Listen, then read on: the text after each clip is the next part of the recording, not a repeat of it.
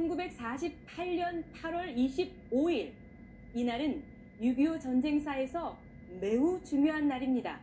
김일성의 남침 의도가 처음으로 공개적으로 드러난 때이기 때문입니다.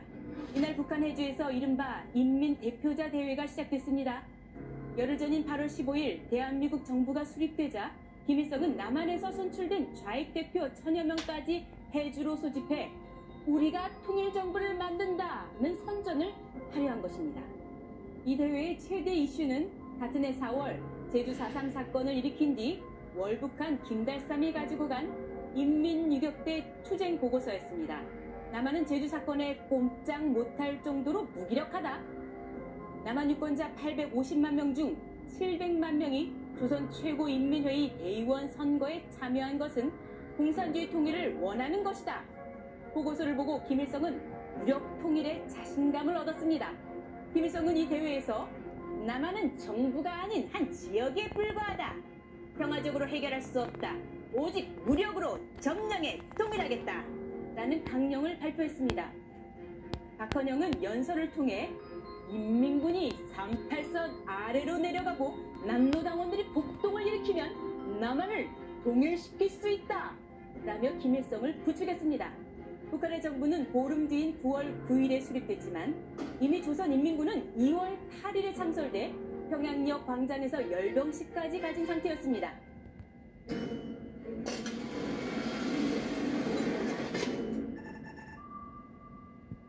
이날부터 북한의 인민유격대가 38선 도발을 시작했습니다. 인민유격대는 월북한 이남 출신 좌익 청년 2,450명을 강동정치학원에서 집중 훈련시켜 만든 조직입니다. 박헌영은 1950년 3월 28일까지 10번이나 이들을 수백 명 단위로 침투시켜 국군과 게릴라전을 벌이게 했습니다. 1년 반 이상 국지적 총격전에 시달린 국군과 국민들은 싸움은 항상 있는 것으로 알고 무감각해졌고, 이는 6.25 전쟁 초기 잘못된 상황 판단으로 작전에 큰 지장을 불러왔습니다.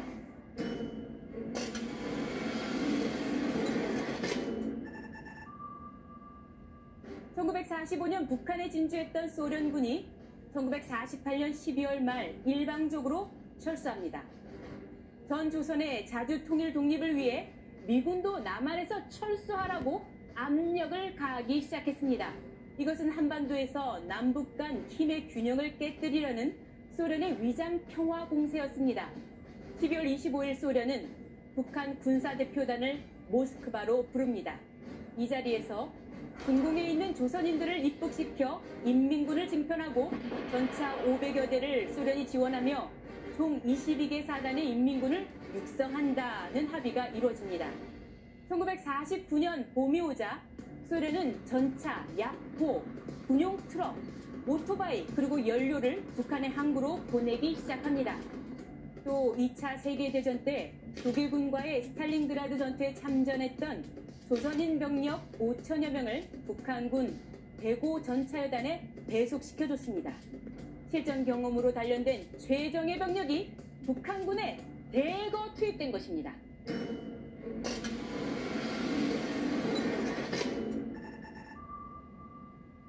(1949년 3월 5일) 김일성은 직접 모스크바를 찾아가 소련 수상 스탈린을 만납니다. 남침 승인을 요청하기 위한 것입니다. 이때 김일성은 이미 남침을 위한 구체적인 계획을 세워놓고 있었습니다. 그렇지만 스탈린은 38선은 미국과의 합의하에 그어진 국경선이며 북한군이 남한에 절대적으로 군사적 우위를 확보하지 못하는 한 공격해서는 안 된다고 거절합니다. 그러나 소련의 말과 행동은 달랐습니다. 스탈린은 이때부터 전투기 100대, 폭격기 30대, 정찰기 20대를 북한 공군에 지원합니다. 남침 직전까지 북한 공군은 당시 세계 최신의 전투기인 야크기 등 211대의 공군기를 소련에서 지원받았습니다. 한국 공군은 연락기 22대만 가지고 있었습니다. 이것은 당시 북해군이 소련에서 군사훈련을 받는 장면이다.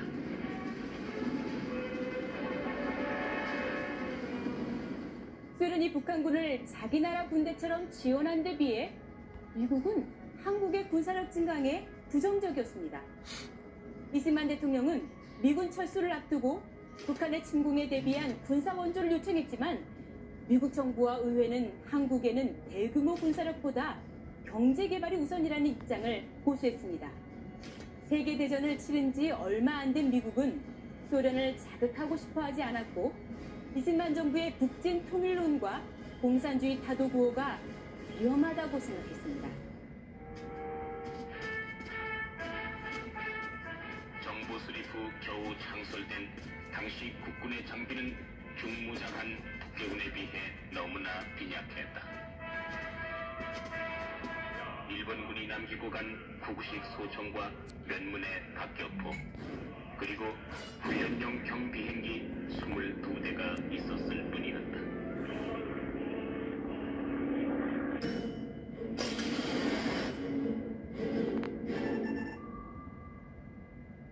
북한과 중공의 이른바 조중회담에 따라 중공군 166 사단과 165 사단이 북한에 들어가 북한군에 편입됩니다.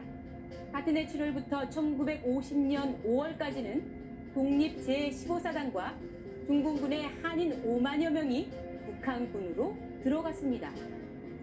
이들은 8년간의 일본과의 전투, 4년간의 국공내전으로 사격과 소대 공격, 백병전에서 월등한 전투력을 갖추고 있던 정예병이었습니다.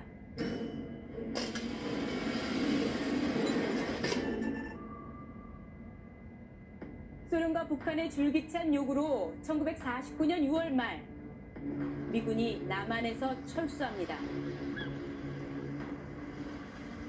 다음 달 북한은 조국 보위후원회라는 조직을 만들어 17세부터 40세까지 270만 명의 전 인민에 대한 강제 군사훈련을 시작했습니다. 모든 국가적 역량을 전쟁을 위해 집결시키는 전시 동원 체제를 본격화한 것입니다. 농민들에게는 애국미라는 명목으로 곡식 헌납을 강요했습니다.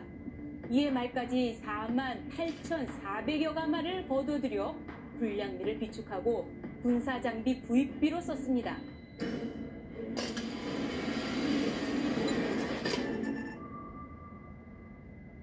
북한군 2개 연대와 포병대대가 38선 부근 전략적 요충지인 옹진반도에 대규모 공격을 감행합니다.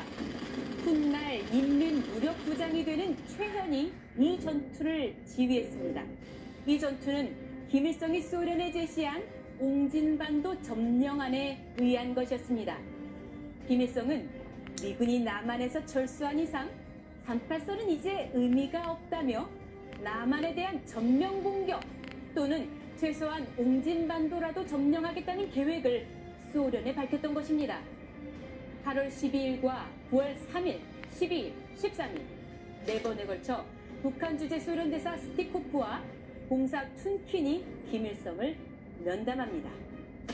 소련은 북한의 공격은 미국의 반소련 캠페인에 이용돼 소련에 유익하지 않다며 김일성이 국경에서 도발하지 못하도록 통제합니다.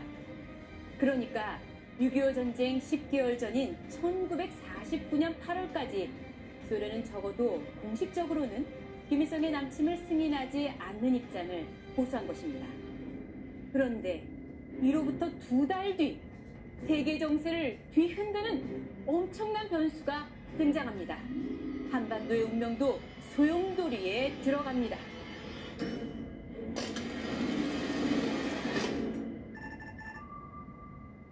소련 스탈린이 김일성의 남침 계획을 불허한 지 불과 2달이 지나지 않아 전 세계 정세를 뒤흔드는 엄청난 사건이 벌어집니다. 모택동의 중국 공산당이 장개석이 이끄는 국민당과의 국공내전에서 4년 만에 최종 승리한 것입니다.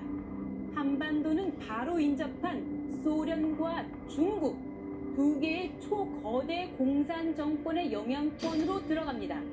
모택동이 중국 대륙을 장악하고 미국이 개입하지 않은 이 사실은 자나깨나 적화 통일을 꿈꾸던 김일성의 야욕에 기름을 붓는 사건이었습니다.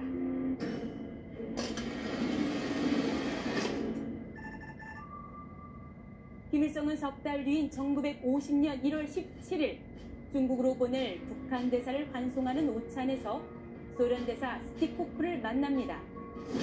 모택동이 중국 혁명이 끝나면 북한을 돕겠다고 1949년 5월 약속했다며 스탈린을 만나게 달라고 요청합니다. 총공격을 감행하면 며칠 안에 서울을 점령할 수 있다고 호언장담합니다.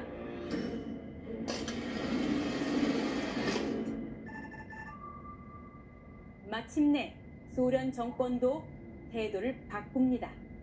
스탈린이 김일성의 무력 통일 계획에 적극 찬성한다는 뜻을 밝히고 한반도의 대규모 군사작전 준비를 승인합니다. 그에게는 두 가지 속셈이 있었습니다. 만약에 모택동의 중국이 미국의 접근에 우호 관계가 되면 소련의 큰 위협이라고 판단했습니다. 한반도에서 미국과 중국이 무력 충돌하면 그런 걱정을 덜 수 있고 중국의 군사력도 약화시키는 효과가 있을 걸로 본 것입니다. 둘째는 유럽 문제였습니다. 스탈린은 2차 세계대전 후 유럽 공산화에 총력을 기울였습니다. 그러자 미국은 마샬 플랜을 통해 유럽 경제를 재건하고 북대서양조약기구 나토를 결성해 소련을 견제하고 있었던 것입니다. 소련은 미국의 힘을 유럽에서 다른 곳으로 분산시켜야 할 필요가 있었던 것입니다. 꿈에도 그리던 남침 허가를 받아낸 김일성은 3월부터 남한이 북침할 가능성이 높다는 유언비어를 퍼뜨렸습니다. 38선 5km 내에 살던 주민들을 후방으로 보내 전쟁 준비에 박차를 가합니다. 북한 민족보위성과 소련 군사고문단의 주도로 총기, 탄약, 전투기 등 전쟁 무기는 물론 전쟁 기간에 필요한 기름까지 모든 준비를 5월 말까지 완벽하게 끝내게 됩니다. 또한 북괴 지상군의 규모는 총 22개 사단으로 10만 병력의 남한보다 2배나 됐으며 그들은 모든 준비를 갖추고 김일성의 남침 명령만을 기다리고 있었다.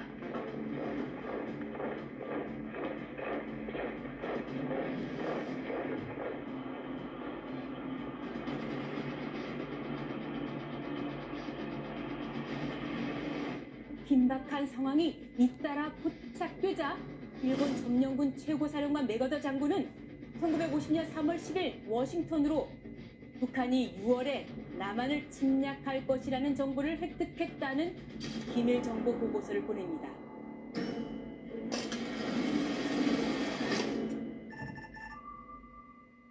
김일성이 박헌영과 함께 3월 30일부터 4월 25일까지 소련을 방문합니다. 스탈린은 이들에게 이런 작전 지침을 내리게 됩니다.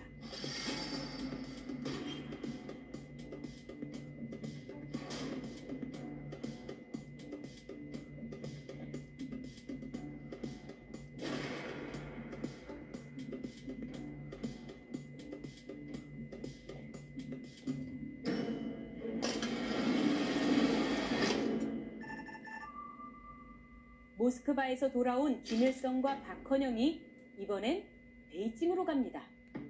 스탈린이 남조선 해방 계획에 동의했다고 하자 의심 많은 모택동은 사실 확인을 요구합니다. 다음 날인 5월 14일 스탈린은 이런 전문을 중국에 보냅니다.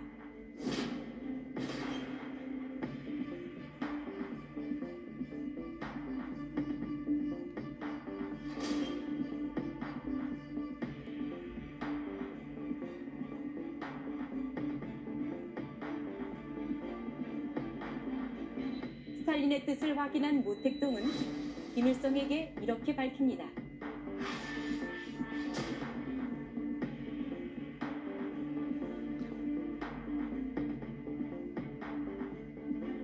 이렇게 공산주의 진영 최고위급에서 이루어졌던 내밀한 움직임이 어떻게 세상에 밝혀지게 됐을까요? 소련 붕괴 2년 반이 지난 1994년 6월 2일 김영삼 대한민국 대통령이 모스크바를 방문해 보리스 옐친 러시아 대통령과 회담합니다. 회담 후 옐친은 검은 서류 상자 하나를 건넵니다. 상자에는 300여 종의 공문서 사본이 들어있었습니다. 1949년 1월부터 1953년 8월까지 소련 외무부와 북한 외무성 간에 오고 간 전문, 소련 공산당 중앙위원회 회의록 등 6.25 전쟁 발발의 진실을 규명할 극비 자료들이었습니다. 남한이 먼저 북한을 공격했다는 북침설, 우발적 군사 충돌이 전면전으로 확대됐을 뿐이라는 우발 충돌설, 미국이 북한의 공격을 유도했다는 남침 유인설을 신봉하던 좌파 학자들의 주장은 이 문서들로 모두 무력화되고 말았습니다.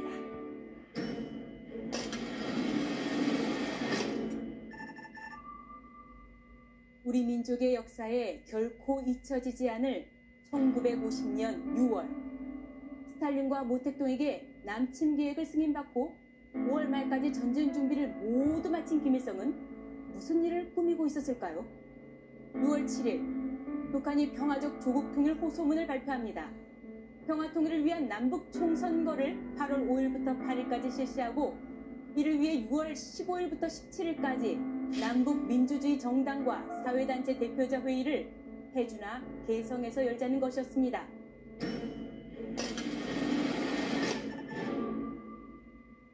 (38선의) 상황은 정반대였습니다. 유엔 한국위원단 현지 감시반은 6월 9일부터 강릉에서 옹진반도까지 38선 전역을 순회합니다. 그 결과 북한군이 38선 지역으로 4에서 8km 이동했고 옹진반도 북쪽에서 군사활동이 늘고 있다는 보고서를 작성합니다. 이 보고서가 유엔 안전보장이사회에 제출된 것은 전쟁 발발 하루 전인 24일이었습니다. 김일성의 평화 공세는 계속됩니다. 자신들이 억류하고 있던 조만식 선생과 남한에서 사형 집행을 기다리던 남로당 거물 김삼룡, 이주화를 맞바꾸자고 제의합니다. 이승만 대통령은 김창룡 방첩대장에게 김삼룡, 이주화를 호송해 개성과 사리원 중간인 여현에서 만나도록 했지만 북한에서는 아무도 나타나지 않았습니다. 같은 날 남침 모의를 위한 북한군 전군 지휘관 회의가 열립니다.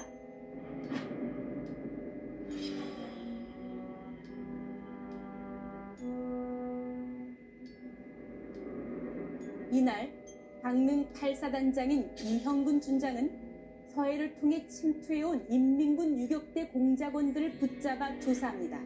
그 결과 인민군의 전쟁 준비가 완료됐으니 전시체제를 갖추고 공격에 대비해야 한다는 판단을 내리고 해병덕 육군 총참모장 겸 육해공군 총사령관에게 보고했습니다. 이 보고서는 새 총장에 의해 묵살됐습니다.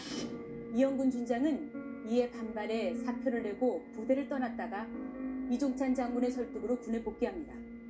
새병덕 총장이 이날 내린 명령은 전시체제 전환이 아닌 군부대의 대대적인 전후반간 이동과 지휘관 인사이동이었습니다. 사단장과 연대장 대부분이 교체되는 소유의 인사이동이 실시되고 38선에 배치된 6, 7, 8사단의 사단장도 바뀌어 군 경계태세는 완전히 흐트러졌습니다. 이연대는 수도사단에서 순천 6사단으로 이동명령을 받고 서울에서 홍천으로 옮기느라 정신이 없는 상태에서 6.25 전쟁이 터졌습니다. 의정부 7사단의 예비연대로 배속된 25연대도 갑작스런 이동명령에 의정부로 가기도 전에 전쟁이 터져 수도방어의 핵심인 7사단은 예비연대도 없는 상태에서 북한군 주력부대의 공격을 받았습니다.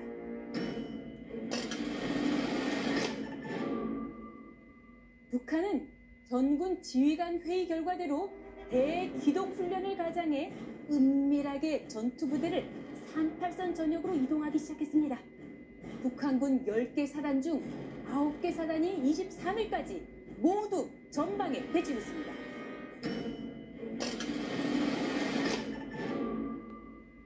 김일성은 북한 주재 소련 대사 스티코프를 통해 6월 말 개전에 대한 스탈린의 최종 승인을 받았습니다.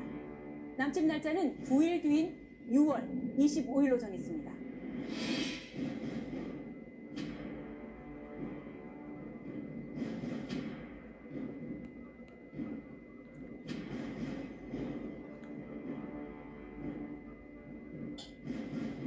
김일성은 8.15 해방 5주년 기념식을 부산에서 성대하게 치르겠다는 속셈을 갖고 있었습니다. 6월 25일부터 하루 평균 10km씩 50일간 진격하면 8월 15일이면 한반도 적화가 완료된다는 계산을 한 것입니다.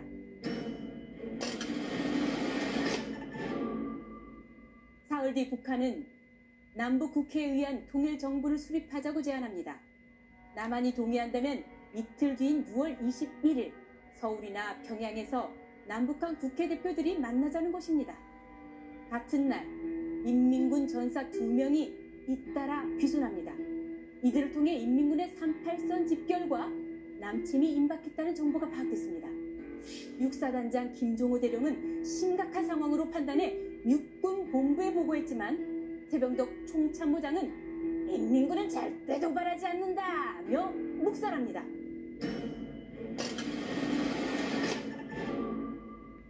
다음 날 이명신 상공부 장관이 이승만 대통령을 면담합니다. 남침설로 뒤숭숭했던 3월부터 북한 군부대의 동태를 정탐하고 돌아온 민간 요원 12명이 이런 보고를 했다는 것입니다.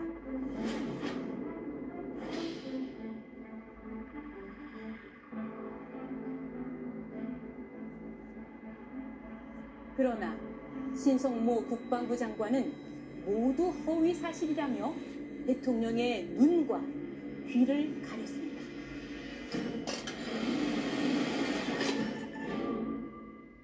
북한군 각 사단장 앞으로 남침 전투명령 제1호가 하달됩니다. 1950년 6월 23일 12시까지 이승만 군대를 무찌를 수 있는 만만의 태세를 갖추라는 명령이었습니다. 공격 작전에 필요한 신호 규정까지 명시했습니다. 이날 강원도 최전방 화천의 육사단 7연대로 또 한 명의 인민군 전사가 귀순했습니다. 그가 나는 전차병이다. 화천지구의 한계대대에 전차가 집결하고 있다고 밝히자 김구택 연대장이 관측소로 가 직접 정찰에 나섰습니다. 유천년에 인민군 부대에 입보던 포진지가 보이고 포신이 모두 남쪽으로 향하고 있는 걸 보고 깜짝 놀랐습니다. 평소에 없던 차량들도 빈번히 움직였습니다. 임구택 연대장은 남침이 곧 시작된다고 판단하고 육군본부 정보국에 보고했지만 최병덕 총참모장은 이 역시 묵살했습니다.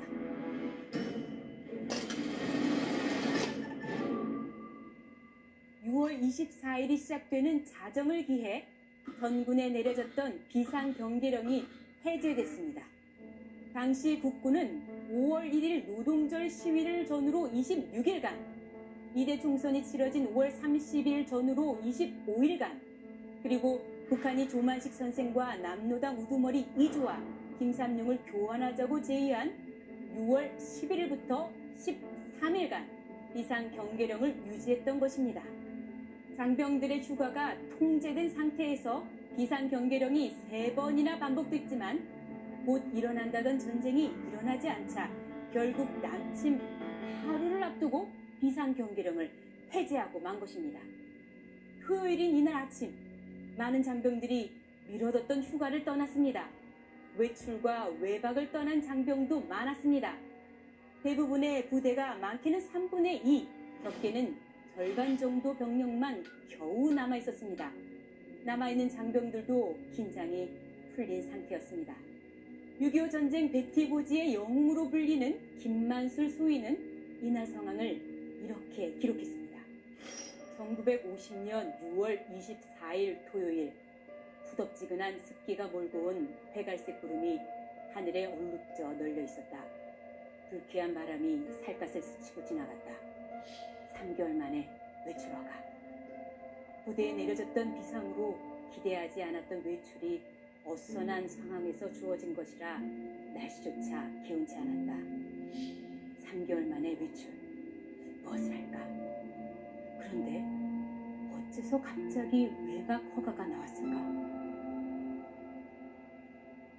북한군 지휘관들은 일제히 위장을 하고 38선 근처에서 지도를 들고 전방을 관측하고 있었습니다. 관측 장교들이 지휘관들에게 지형과 국군의 부대 배치, 병력을 설명했습니다. 육군본부 상황실은 22일과 23일에 획득한 첩보를 분석하고 적의 활동이 매우 활발하다는 것을 우려하고 있었습니다. 이때 7사단으로부터 인민군 군관들로 보이는 1단의 무리가 위치를 향하여 지형 정찰을 하는 것 같다는 보고를 받고 북한군의 전면 공격이 임박했다고 판단했습니다. 오후 2시 장도영 육군본부 정보국장이 최병덕 육군 총참모장을 만납니다. 옹진 17연대, 동두천 1연대, 포천 9연대, 순천 7연대, 강릉 10연대 정보를 종합 분석한 결과 인민군이 전면 남침할 것으로 판단됩니다. 오늘 저녁이 위험하니 비상경계령만이라도 부활시켜 주십시오. 그러나 최병덕 총참모장은 벌컥 화를 내며 오전에 해제한 비상경계령을 어떻게 오후에 부활시키는가? 라고 거절했습니다. 오후 3시 최병덕 총참모장이 육군본부 참모들과 대책회의를 했습니다. 정보 실무자들은 비상경계령 부활과 휴가와 외출 즉각 중지, 최소한 3분의 2 병력의 부대 대기를 건의했지만 최병덕 총참모장은 거부했습니다. 다만 첩보대를 포천, 동두천, 개성 등에 보내 적의 상황을 살피고 다음날 아침 8시까지 보고하라는 지시만 내렸습니다. 전쟁 발발 전까지 보고된 북한의 남침 첩보는 무려 417회.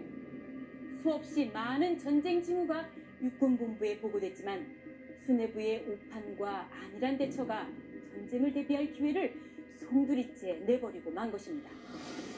그때 당시에 정보국에 이수된 첩보에 의할 것 같으면 적의 남침을 예견할 수 있는 수많은 첩보가 입수되었습니다. 우리들은 경무대는 물론 군수뇌부에 대해서 계속 적의 남침이 50년 5, 6월경에 있을 것이라 하는 것을 수차 경고한 바 있으며, 그러나 여기에 대해서 그때 당시에 정부는 물론 군수뇌부도 이것을 전혀 믿지 않고 거기에 대한 대비를 않고 있었던 것입니다. 저녁 6시 육군참모학교 구내에 새로 만들어진 장교구락부 개관 연회가 시작됐습니다. 최병덕 총참모장과 육군본부 국장, 실장, 각 사단장과 서울지역 부대장, 주한미군 고문단 50여 명 등 군 핵심 지휘관과 참모들이 한자리에 모여 밤 늦게까지 연회를 즐겼습니다.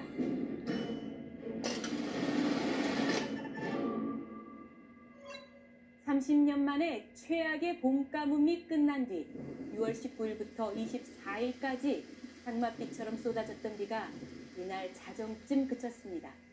최병덕 총참모장과 육군본부 국장, 실장 10여 명은 2차로 명동 캬바레에서 6월 25일 새벽 2시까지 술을 마셨습니다. 새벽 2시 술자리가 파하고 최병덕 총참모장은 서울 가롤동의 총참모장 공관에 도착해 골아 떨어졌습니다. 집 대신 여관으로 가서 잠든 장교들은 전쟁 발발 후에도 연락 두절이었습니다. 새벽 3시, 당시 38세의 김일성이 북한 내각 비상회의를 열었습니다. 오늘 새벽 1시 남조선 국방군이 38선을 넘어 공화국을 침공했다. 인민군은 이를 반격한다 면서 전선사령관 김책에게 6월 25일 04시 국방군을 반격하라고 명령했습니다. 공격 개시 암호명은 폭풍이었습니다. 무전망으로는 숫자 224가 타전됐습니다.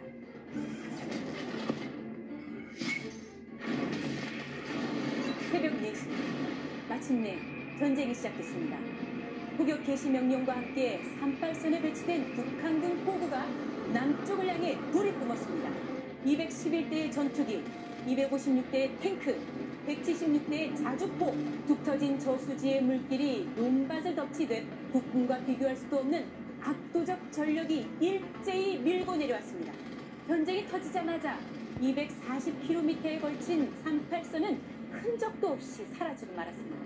북한군 2사단이 122mm 복사포를 쏘자 돌고 있던 6사단 7연대 2대대 6중대장 정영삼 중위는 평소 들리던 박격포가 아닌 복사포 소리에 놀라 상부에 보고했습니다.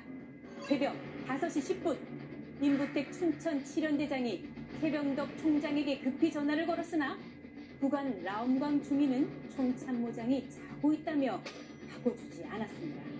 아침 6시 육군본부 일직사령이 통장 공간으로 달려가 북한군 전면 남침을 알렸습니다.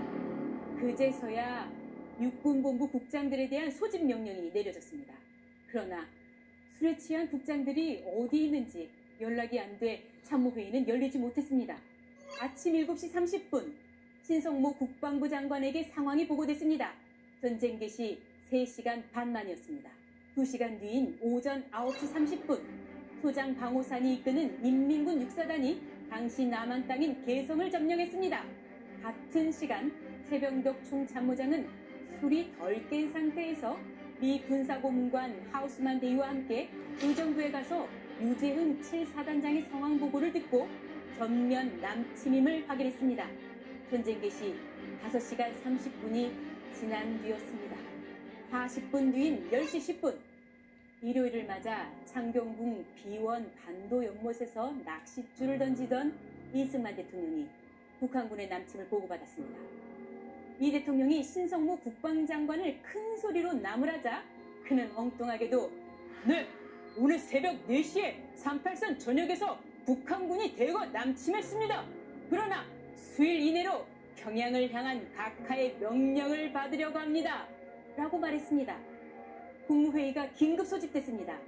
최병덕 총참모장은 저게 전면 남침이 아니라 붙잡힌 공비두목 이주화와 김삼룡을 살려내기 위한 전략 같으며 남쪽의 부대를 즉시 출동시켜 반격하여 격파하겠다 라고 보고합니다. 오전 10시 서울 중구 초동에 있던 수도극장에는 영화 애원의 섬을 보려고 관객들이 줄지어 서 있었습니다. 오전 11시 인민군 3사단이 포천을 점령했습니다. 같은 시간 평양방송은 국방군이 북침해 인민군이 반격 중이다. 전쟁의 모든 책임은 남조선 측에 있다. 현재 남조선 측의 북침을 격퇴하고 반격으로 넘어갔다. 라고 방송했습니다. 오후 1시 동대문 서울운동장에서는 10,000명 넘는 관객이 모인 가운데 연세대와 고려대의 제3회 전국대학 축구선수권대회 결승전이 시작됐습니다. 1시 35분 김일성은 방송으로 남한이 우리의 모든 평화통일 제의를 거절하고 오늘 아침 옹진반도에서 해주로 공격해왔으며 이는 우리의 반격이라고 하는 중대한 결과를 가져왔다 라고 선전했습니다. 북한군 장병 대부분과 북한 주민들은 지금까지도 남한이 먼저 공격해 북한이 자위권을 행사한 것으로 속고 있습니다.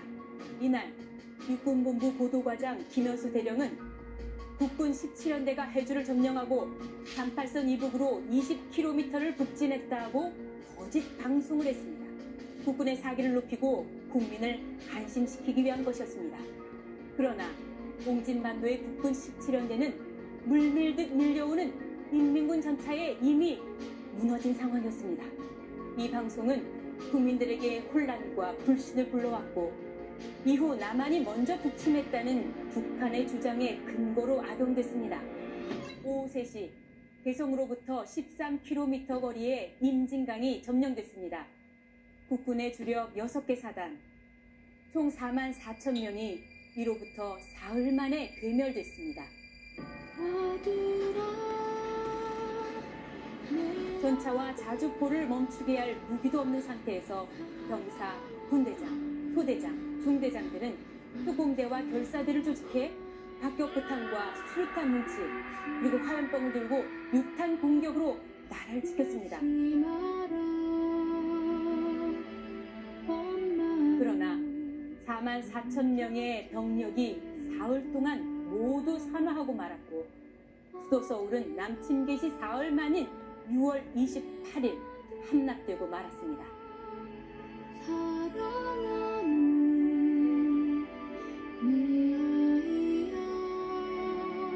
공산화 직전까지 몰렸던 대한민국은 국군과 유엔군 17만 명의 숭고한 희생을 토대로 기적적으로 회생했습니다. 지금 우리가 자유의 공기를 마시고 있는 것은 이름 없이 빛도 없이 나라를 위해 쓰러져간 이들의 생명값입니다. 그 터전 위에서 전 세계가 선망하는 대한민국을 건설한 우리는 다시는 쓰라린 전쟁이 일어나지 않도록 그때의 역사에서 교훈을 배우고 자유민주주의 대한민국을 철통같이 지켜내야 할 것입니다.